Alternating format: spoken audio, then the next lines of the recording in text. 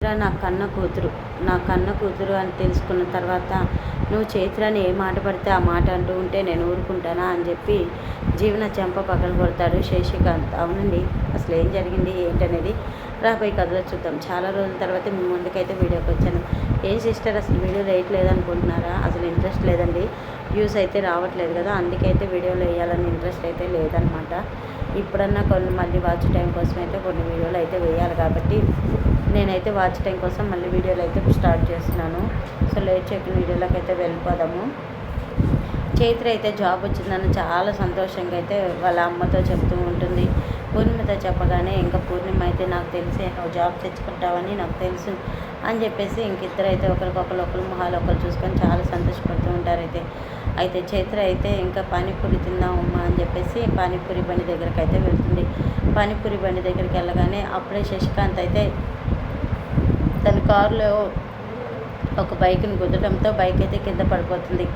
Bike కింద పడిపోవడంతో శశికాంత్ చాలా హడాబడిగా అయితే ఇంకా కిందకి దిగి ఆ బైక్ అతను లేపి నీకేం కాలేదు కదా అని చెప్పి అడుగుతూ ఉండగా శశికాంత్ని చూసిన పూర్ణిమ అయితే ఒక్కసారిగా షాక్ అయిపోతుంది. తన చేతిలో ఉన్న కాయగూరలు పండ్లు అన్నీ కింద పడిపోతాయి. కింద పడిపోవడంతో శశికాంత్ అయితే తను ఎవరు పూర్ణిమ లాగుంది అని చెప్పేసి ఇంక దగ్గరికి వెళ్ళిపోతూ ఉంటాడు. ఇంక చైత్ర అయితే పూర్ణిమ అయితే చైత్రని తీసుకుని హడాపుడిగా అయితే వెళ్ళిపోతూ ఉంటుంది. తను ఎక్కడో చూసినట్టుంది అని చెప్పేసి శశికాంత్ అయితే ఆలోచిస్తూ ఉంటాడు. ఇంకా పూర్ణిమ అయితే ఇంటికి వెళ్ళిన తర్వాత ఒకప్పుడు సునంద తన మొహాన డబ్బు కొట్టి తన భర్త నుంచి వేరు చేసిన విషయాన్ని అయితే గుర్తు చేసుకొని బాధపడుతూ ఉంటుంది. బాధపడుతున్న ఇంకా పూర్ణిమని చూసి చైత్ర అయితే ఏంటమ్మా బాధపడుతున్నావు, దేని గురించి, ఇంకా మనకేం కష్టాలు లేవు కదా, ఇదిగో నాకు మంచి జాబ్ వచ్చిందని చెప్పాను కదా అనగానే ఇంక పూర్ణిమ అయితే ఏం చెప్పాలో తెలియక తన కన్న తండ్రి ఆఫీసులోనే తన కన్న కూతురు జాబ్ చేస్తున్న విషయం చెప్పాలా లేదా అని ఆలోచిస్తూ ఉంటుంది. ఏంటమ్మా ఏం ఆలోచిస్తున్నావు అంటే చెప్పకుండా అలాగే ఉన్నావు అని చెప్పేసి చైత్ర అడుగుతుండగా ఏం లేదులే పద అన్నం తిందామని చెప్పేసి ఇంకా పూర్ణిమ అయితే చైత్రను లోపలికి తీసుకెళ్తుంది. అయితే ఒకరోజు అనుకోకుండా శశికాంత్ అయితే ఆఫీస్కి వస్తాడు. ఆఫీస్కి రావడంతో ఇంకా జీవన అయితే చైత్రని అనరాని మాటలు అంటూ ఉంటుంది. జీవన అనరాని మాటలు అనడంతో ఇంకా చైత్రను చూసిన శశికాంత్ అయితే చైత్ర గురించి అన్ని విషయాలు తెలుసుకుంటాడు. తన తల్లి పేరు తెలుసుకొని తన భార్య తన కూతురు అని తెలుసుకొని జీవన అయితే చైత్రని అనరాని మాటలు అనడంతో శశికాంత్కి చాలా కోపం వచ్చి జీవన అని చెప్పేసి జీవన చెప్ప పగలు కొడతారు. ఏంటి మామయ్య గారు మీరేం చేస్తున్నారు, మీకు అర్థమవుతుందా అని చెప్పేసి జీవన అంటూ ఉంటుంది. ముందు నువ్వేం చేస్తున్నావు నీకు అర్థమవుతుందా, అయినా కానీ ఇంత చిన్నపిల్లని పట్టుకొని నువ్వు ఇలా మాట్లాడటం ఏంటి, అసలు చైత్ర ఎవరు అనుకుంటున్నావు అని చెప్పి శశికాంత్ అయితే ఆవేశంగా తన కన్న కూతురు అని చెప్పబోతూ ఉంటాడు. ఇంతలోకి ఆనంది మామయ్య అని చెప్పేసి అంటూ ఉండగా ఇంకా ఆనందిని చూసి నిజం చెప్పకుండా సైలెంట్ అయిపోతాడు శశికాంత్. చూడు జీవన, ప్రతి ఒక్కరిని చిన్న చూపు చూడటం పద్ధతి కాదు. నీ పద్ధతిలో నీ ఇష్టం వచ్చినట్టు బతకాలనుకోవటం తప్పులేదు, కానీ ఎదుటి వాళ్ళ గురించి చిన్న చూపు చూసి మాట్లాడటం చాలా తప్పు. ఇదే నీకు ఫస్ట్ అండ్ లాస్ట్ వార్నింగ్. మరోసారి ఎవరినైనా చిన్న చూపు చేసి మాట్లాడావనుకో అని చెప్పేసి శశికాంత్ అంటూ ఉంటాడు. ఇంకా చైత్రకి వెళ్ళి చూసి ఇంకా చాలా బాధపడుతూ ఉంటాడు.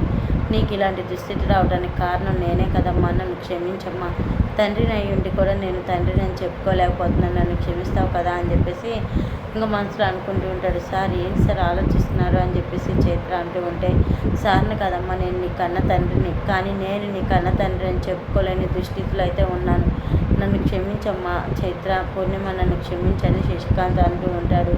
ఇంక శశికాంత్ అయితే ఆలోచిస్తూ ఉండగా మామయ్య ఏంటి ఏం ఆలోచిస్తున్నారు అని చెప్పేసి ఆనంది అడుగుతూ ఉండగా ఏం లేదమ్మా ఆనంది, ఆదిత్య ఉన్నాడు అంటే ఉన్నాడు మావయ్య, లోపల రండి మావయ్య అని చెప్పేసి లోపలికైతే తీసుకెళ్తుంది. ఇంకా శశికాంత్ అయితే అరే ఆదిత్య నేను నీకు విషయం చెప్పాలిరా అంటే ఏంటి నా విషయం అని చెప్పేసి ఇంకా ఆదిత్య అడుగుతూ ఉంటాడు. నేను ఇప్పుడు నీకు ఇక్కడ చెప్పండి రా అని చెప్పేసి ఇంకా శశికాంత్ అంటూ ఉంటే మరి ఎక్కడ చెప్తావు నాన్న అనగానే సమయం వచ్చినప్పుడు ఆ విషయం నేను నీతోనే చెప్తాను రా అని చెప్పి శశికాంత్ అంటూ ఉంటాడు.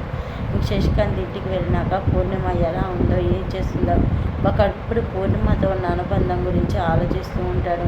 ఇంతలోకి అక్కడికి సునంద వచ్చి ఏం చేస్తున్నారండి అంటూ ఉంటుంది. ఏం లేదు సునంద అని చెప్పి అంటూ ఉండగా ఏదో పాత జ్ఞాపకాలు ఏదో గుర్తొస్తున్నట్లుండే మీకు అని చెప్పేసి సునంద అనడంతో శశికాంత్ అదేం లేదులే కానీ చైతన్య వచ్చాడా ఇంటికి అనగానే లేదు ఇంకా రాలేదు అనగానే జీవన వచ్చిందా అంటే లేదు. ఏంటి ఎప్పుడు వీలైంది జీవన గురించి ఇప్పుడు అడుగుతున్నారు మీరు అని చెప్పేసి శశికాంత్ని అయితే నిలదీస్తూ ఉంటుంది.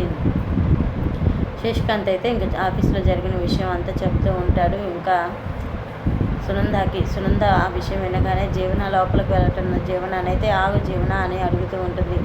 ఇంకా జీవన అయితే అమ్మో ఈ మహంకాళి చూసింది, ఇప్పుడు ఈ మహంకాళి కంట పడకుండా వెళ్దాం అనుకుంటే వెళ్ళలేకపోయానే, అయినా కానీ ఈ మహంకాళి ఇప్పుడు నన్ను ఏమంటుందో, ఉదయం ఆఫీస్లో జరిగిన విషయం అంతా మావయ్య అత్తయ్యతో చెప్పుకుంటారు అని చెప్పేసి జీవన అయితే అడుగులో అడుగు వేసుకుంటూ ఉంటుంది. ఏం జీవన ఏం చేస్తున్నావు నువ్వు, ఏం చేస్తున్నావు నీకు అర్థమవుతుందా అని చెప్పేసి శశికాంత్ ముందే అడుగుతుండగా శశికాంత్ ఏం చెప్పలేదు అన్న సంగతి జీవనాకు తెలియదు. అత్తయ్య గారు అది అంటూ ఉంటే నోరు నువ్వు అసలు ఏం చేస్తున్నావు నీకు అర్థం అవ్వాలనే ఇప్పుడు నేను పిలిచాను, అయినా కానీ నీకు ఒక విషయం చెప్పనా, నువ్వు ఏం చేస్తున్నావో ఏంటి అనేది ప్రతి క్షణం నాకు తెలుస్తూనే ఉంటుందని చెప్పి ఇంకా సునంద అంటూ ఉంటుంది. ఆ మాటలు వెనగానే జీవన గాలి పిలిచి ఉంటుంది. అమ్మయ్య నేను ఆ చైత్రాన్ని నాన్న మాటలు అన్న సంగతి మామయ్య అయితే చెప్పలేదు కదా, నాకు సంతోషం అని చెప్పేసి లోపలికి వెళ్తూ ఉంటుంది. ఇంకా సరే సునంద లోపలికి వెళ్దాం పదా అని చెప్పేసి ఇంకా శశికాంత్ కూడా వెళ్తూ ఉంటాడు. జీవన అనగానే మామయ్య గారు అనగానే చూసావా నీ గురించి నేను చెప్తానని ఎక్కడో టెన్షన్ పడ్డావు, కానీ నేను అలా చెప్పే వ్యక్తినైతే కాదు, నీ మనస్తత్వం ఇప్పుడన్నా మార్చుకుంటావని అనుకుంటున్నాను, అంతకుమించి ఏం లేదు జీవన అని చెప్పేసి ఇంకా శశికాంత్ అయితే జీవనకు మంచి మాటలు చెబుతూ ఉంటాడు. చూద్దాం మరి ఏం జరుగుతుంది ఏంటనేది నెక్స్ట్ వీడియోలో. చైత్ర తన కూతురని నిజంగా శశికాంత్కి తెలుస్తుందా, లేదంటే వీళ్ళే భ్రమపడి ఒకరికొకరు చెప్పేసుకొని నిజమైతే బయట పెడతారనేది నెక్స్ట్ వీడియోలో చూద్దాం. చూసారు కదండి ఈ వీడియో నచ్చితే తప్పకుండా లైక్ చేయండి, సబ్స్క్రైబ్ చేసుకోండి. Thank you for watching. మరొక వీడియోతో మళ్ళీ కలుసుకుంటాను అనమాట. అంటే ఈ స్టోరీ కాదు, మరొక కొత్త స్టోరీతో. అక్కడ చాలా రోజులైంది మిమ్మల్ని చూసి అనేవాళ్ళు అయితే తప్పకుండా కామెంట్ చేయండి. Okay friends, bye, take care. అంతవరకు good night, see you tomorrow.